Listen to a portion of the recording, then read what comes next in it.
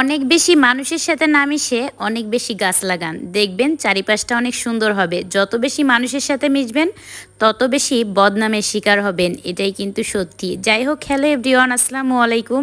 নতুন একটা ব্লগে আবারও স্বাগত জানাচ্ছি সবাইকে। আজকে যেহেতু জুম্মাবারের ছোট্ট একটা ভিডিও আপনাদের সাথে শেয়ার করব। প্রত্যেক শুক্রবারে আসলে একটু লেটে ঘুম ভাঙে, আর লেটে ঘুম ভাঙলে তারপর আর ভিডিও শ্যুট নেওয়া হয় না, যেহেতু সকালবেলা আসলে অনেক বেশি ব্যস্ত থাকি। বাচ্চাদের ফ্রেশ করা, দেখা গেল নিজেদের নাস্তা, সব কিছু মিলিয়ে অনেক বেশি ব্যস্ত থাকি। ভিডিও ছাড়তেও অনেক সময় পায় না, এরকম একটা অবস্থা। তারপরও হচ্ছে দুপুরবেলা রান্নাবান্নার ভিডিওটা বেশিরভাগ শেয়ার করা হয়। আর এই তো দুপুরবেলা সব কিছু গুছিয়ে রান্না করতে চলে আসছি। আর যেহেতু শুক্রবার, একটু মুরগির মাংস বা মাংস তো হবেই। আর যেহেতু আমার মেয়ের মুরগির মাংসটা খুবই পছন্দ, এখানে হচ্ছে মুরগির মাংস করতেছিলাম। যে কোনো মাংস না, আমার কাছে কষিয়ে রান্নাটা অনেক বেশি পছন্দ। আর এই তো আমি মশলাটাকে সুন্দর করে কষিয়ে নিয়েছি, কিছুটা আলুও ব্যবহার করলাম, যেহেতু বাচ্চা আছে, বাচ্চাদের খাওয়াইতে গেলে তো আলু লাগবেই। আর এই তো সুন্দর করে কষিয়ে মাংসটা রান্না করব। আসলে একটা সময় ছিল না, বিয়ের আগে আমি ফুল গাছ অনেক বেশি পছন্দ করতাম। এখন যেহেতু বাচ্চাদের নিয়ে পারি না, তারপরও ইচ্ছা আছে বাড়িতে অনেক অনেক ফুল গাছ লাগাবো। বাড়িতে ফুল গাছ, ফল গাছ পুরোপুরি ভরা থাকবে উঠান।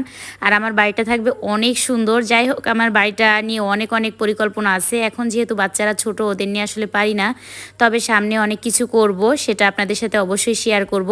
এদিকে আমি রান্না করতেছিলাম, আপনাদের ভাইয়া কল দিয়ে জিজ্ঞেস করতেছিল আসলে মিষ্টির কথা। আমি বললাম হ্যাঁ, অনেক বেশি মিস করি তোমার হাতের জিলাপিটা, বিশেষ করে রাতে আসার সময় গরম গরম জিলাপি, তারপর হচ্ছে চটপটি, ফুচকা বা হালিম, এই জাতীয় খাবারগুলো বেশিরভাগ নিয়ে আসতো। আর এই খাবারগুলো অনেক বেশি মিস করি। আর প্রত্যেকটা মানুষের মনে হয় এই খাবারগুলো অনেক বেশি পছন্দ। আর এর ভিতর হচ্ছে আপনাদের ভাইয়া এই তো মিষ্টি পাঠিয়েছে। অনেক বেশি ভালো লাগতেছিল যে প্রিয় মানুষের কাছ থেকে প্রিয় কিছু পাইতে আসলে অনেক বেশি ভালো লাগে। আর এই তো এখানে হচ্ছে দইও ছিল। আর আমার কাছে না নড়াইলের এই দই মিষ্টিগুলো অনেক বেশি পছন্দ। অনেকে হয়তো নামি দামি ব্র্যান্ডের মিষ্টি পছন্দ করেন, তবে আমার কাছে নর্মাল মিষ্টি প্লাস দইটা অনেক বেশি ভালো লাগে।